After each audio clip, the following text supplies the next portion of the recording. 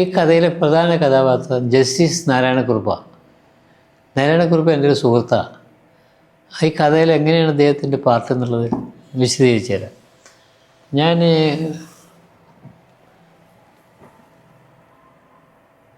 ഹൈക്കോടതിയിൽ ഒരു കേസ് ഉണ്ടായിരുന്നു. എൻ്റെ കേസ് എന്ന് വെച്ചാൽ പ്രിൻസിപ്പൽ പോസ്റ്റിന് വേണ്ടിയുള്ള കേസാണ്. അപ്പോൾ ആ കേസ് ഈ വെള്ളാപ്പള്ളി മാനേജറായിട്ടുള്ള കോളേജാണ് ഞങ്ങളുടെ SN കോളേജസ്. അപ്പോൾ അവിടെ വെള്ളാപ്പള്ളി വിചാരിക്കുന്ന ആളുകളെ പ്രിൻസിപ്പളൊക്കെ ആക്കുകയുള്ളൂ. അങ്ങനെ ഒരു 3rd ക്ലാസ്സുകാരിയെ പ്രിൻസിപ്പളാക്കി. പിന്നെ ഒരു 2nd class UGC pre degree ലെവലിൽ പഠിപ്പിക്കാൻ മാത്രമേ അർഹനാണെന്ന് പറഞ്ഞ ഒരു ശശികുമാറിനെ പ്രിൻസിപ്പളാക്കി. പിന്നെ അതുപോലെ പല ആളുകളും പ്രിൻസിപ്പളാക്കി. പക്ഷേ മെറിറ്റ് കൊണ്ട് റീഡറായ പുസ്തകപ്രകാശം ധാരാളം പുസ്തകങ്ങൾ എൻ്റെ കയ്യിൽ ക്രെഡിറ്റുള്ള എനിക്ക് ആവശ്യത്തിനുള്ള പബ്ലിക്കേഷൻ മാത്രമല്ല PG എക്സ്പീരിയൻസ് എല്ലാം ഉള്ള എന്നെ പ്രിൻസിപ്പളാക്കാൻ തയ്യാറാണ്. അങ്ങനെ ട്രൈബ്യൂണലിൽ എനിക്ക് അനുകൂലമായിട്ട് വിധി വന്നു, സിംഗിൾ ബെഞ്ച് അനുകൂലമായിട്ട് വിധി വന്നു. ഇപ്പോൾ ഡിവിഷൻ ബെഞ്ചിലെ കേസ് ഡിവിഷൻ ബെഞ്ചിൽ 2 ജഡ്ജിമാരാണുള്ളത്. ഒന്ന് ലക്ഷ്മണയും ഒന്ന് നാരായണക്കുറുപ്പും.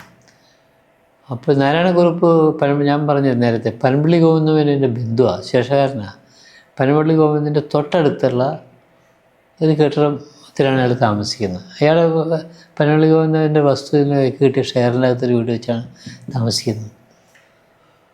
പിന്നെ ഞങ്ങളിവിടെ കുറേ വർഷക്കാലം ഒന്നിച്ച് പനമ്പള്ളി ഗോവിന്ദൻ്റെ വീടിന് മുൻവശത്തുള്ള ആ പ്ലേ ഗ്രൗണ്ടിൽ പല കളികൾ ഫുട്ബോളും ക്രിക്കറ്റും ഒക്കെ കളിക്കുമായിരുന്നു. ഞാൻ വലിയ അടുപ്പമുള്ള മനുഷ്യനാണ്.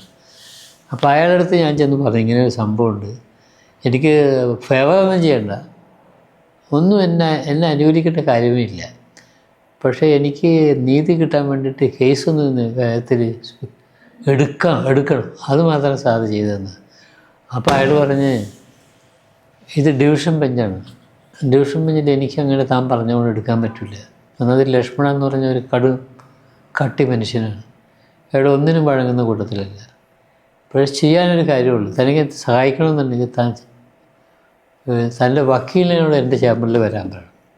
എന്നാൽ ഞാൻ ചെയ്തില്ല എന്ന് ഞാൻ പറയാമെന്ന്. കേസെടുത്ത് തനിക്ക് അത് എനിക്ക് കിട്ടാൻ അർഹതയില്ലെങ്കിൽ തരണ്ട, അത് കേസ് ഡിസ്മിസ് ചെയ്ത് കളഞ്ഞോളൂ, അതെല്ലാം ഞാൻ അയാളെന്ന് പറഞ്ഞു.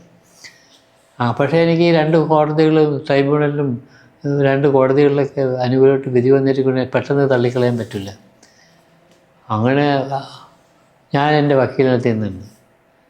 അപ്പോൾ ഈ വക്കീലിനൊരു കുഴപ്പമുള്ള വക്കീൽ ഒരു ചെറിയ സൈസാണ്. ചെറിയ സൈസ് എന്ന് വെച്ചാൽ വലിയ ഫിസിക്കലായിട്ട് വലിയ തോട്ടത്തിൻ്റെ രാധാകൃഷ്ണൻ പോലെയൊന്നും വലിയ കാഴ്ചയിൽ ഗാംഭീര്യമുള്ളൊരു മനുഷ്യനല്ല, ചെറിയ സാധു മനുഷ്യൻ. അയാൾ കോടതിയിൽ ഒരു കേസ് എടുക്കുന്ന സമയത്ത് അതിന് മുന്നിൽ വന്ന് നിൽക്കുമ്പോൾ ഈശ്വരയ്യര പിന്നെ അതുപോലത്തെ വലിയ ഗാംഭീര്യം നിറഞ്ഞ വക്കീലന്മാർ മുന്നിൽ വന്ന് ഒരു കറുത്ത കോട്ട കിട്ടിക്കളി. കറുത്ത കോട്ട കഴിഞ്ഞ് കറുത്ത കോട്ടിട്ടിരിക്കുക. ആ കോട്ടിട്ടുകൊണ്ട് ഇവരെല്ലാം കൂടെ നിരന്ന് നിൽക്കുമ്പോൾ ഇയാൾ പുറകിലായി, ഇവയൊക്കൊന്നും പറയാൻ പറ്റില്ല. ഇയാൾ പറഞ്ഞ കോടതി കേൾക്കില്ല. അപ്പോൾ ഈശ്വരയ്യരെ പേരുള്ള വക്കീലന്മാർ പറഞ്ഞു. അപ്പോൾ അതിൻ്റെ ഇടയ്ക്ക് ഈ വെള്ളാപ്പള്ളിയുടെ വക്കീൽ രാജൻ ബാബുവാണ്. അവിടെ ഒരു രാജൻ ബാബുണ്ട്. അയാൾക്ക് വെള്ളാപ്പള്ളി കൊടുത്ത നിർദ്ദേശം എന്ന് വെച്ചാൽ കേസ് നീട്ടി കൊണ്ടുപോകുക, ഇയാൾ ഹാജരാകിരുന്നാൽ മാത്രം മതി, ബാക്കി കാര്യം ഞാൻ നോക്കിക്കോളാം എന്ന് പറഞ്ഞിരിക്കുന്നു. അപ്പോൾ അയാൾ വന്നിട്ട് കേസ് നീട്ടാൻ പറയും, അല്ലെങ്കിൽ അയാൾ ജൂനിയർ വന്നിട്ട് പ്രധാന വക്കീൽ വന്നിട്ടുള്ള കേസ് നീട്ടും. അങ്ങനെ നീട്ടി കൊണ്ടുപോയിക്കൊണ്ടിരിക്കുകയെ കേസ് എടുപ്പിക്കാൻ സമ്മതിക്കേണ്ടി വരും. അങ്ങനെ ഇരിക്കുമ്പോഴാണ് ഈ കുറുപ്പ് എന്ത് ചെയ്യുന്നത് വെച്ചാൽ നാരായണക്കുറുപ്പ് എന്ത് ചെയ്യുന്നത് വെച്ചാൽ ലക്ഷ്മണനോട് പറഞ്ഞു, ഇതൊരു ഹാർഡ് കേസാണ്, ഇയാൾക്ക് നീതി നഷ്ടപ്പെടും, ഇയാൾക്ക് വിധി നമ്മൾ കേസെടുത്ത് ഇതിന് മെറിറ്റ് തീരുമാനിക്കണം, ഇയാൾക്ക് അർഹതയില്ലെങ്കിൽ ഞങ്ങൾക്ക് വേണ്ടെന്ന് അയാൾ പറയുന്നത്. ഈ വക്കീലിനെ മുറിക്ക് അത് പറഞ്ഞതാണ്. അപ്പോൾ വക്കീലിനെ മുറി കയറ്റി. വക്കീൽ മുറി കയറി അയാൾ പറഞ്ഞു, ഞാൻ 22 വർഷം ഹൈക്കോടതിയിൽ വരുന്നത് ഇതുവരെ ഞാൻ വക്കീലിൻ്റെ ചേമ്പറിൽ കയറിയിട്ടില്ല. അങ്ങനെ ഞങ്ങൾ തർക്കിച്ച അവസാനം അയാൾക്ക് ഈ കുറുപ്പിൻ്റെ ചേമ്പറിൻ്റെ മുന്നേ വന്ന് നിൽക്കുമ്പോൾ ഞാൻ തള്ളി അതിനകത്ത് കയറ്റി. അങ്ങനെയാണ് ഇയാളെ അത് സംസാരിക്കും. അപ്പോൾ അയാൾ ഇന്ന ആൾ എൻ്റെ സംസാരിച്ചിട്ടുണ്ട്, നീ ഞാൻ നോക്കിക്കോളാം, വന്നോളാൻ പറഞ്ഞു, കോടതിയിൽ വന്നോളാൻ പറഞ്ഞു. അങ്ങനെ രാവിലെ കേസ് തുടങ്ങിയ സമയത്ത് ഈ കേസ് അന്ന് വൈകിട്ട് ഉച്ച കഴിഞ്ഞ് പോസ്റ്റ് ചെയ്യാൻ വേണ്ടി താഴത്തെ ക്ലാർക്കിന് നിർദ്ദേശം കൊടുത്തു.